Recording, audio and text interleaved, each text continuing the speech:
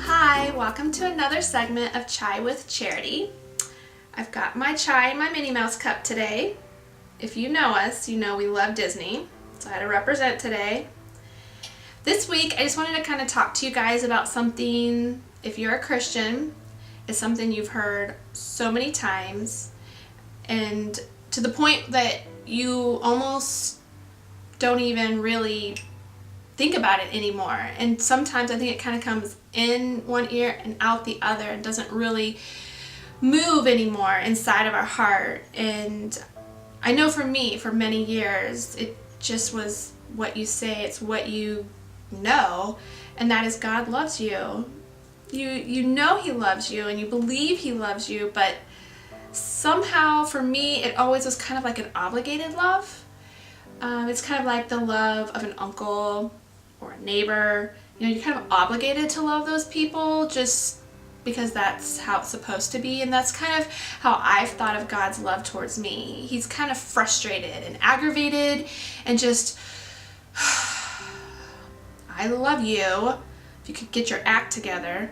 And so it kind of kept a guilt or a shame over me, and just kind of like always just like, but don't hit me, God, you know, like, but don't punish me for all the mistakes I've made.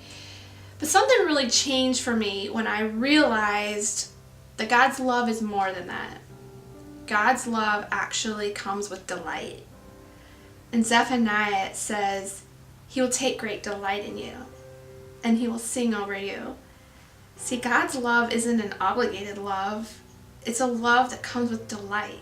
He enjoys us. He enjoys me. He enjoys you. And you know what's the kicker? He enjoys us even when we're not getting it right. Even when we screw up. Even when we forget to pray. When we're not kind and we lose our temper and we just mess up. And to Him, He still takes great delight in us because we're His children.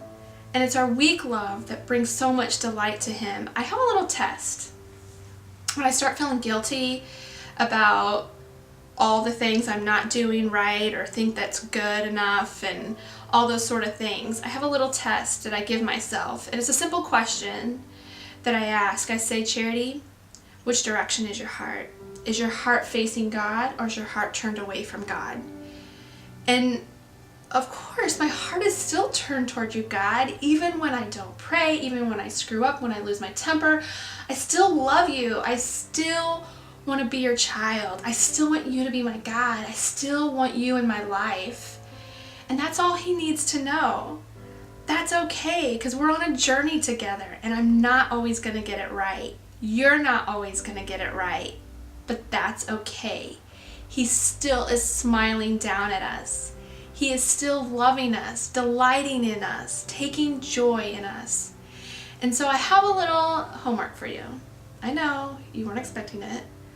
It's like school again, but I have a little bit of homework for you.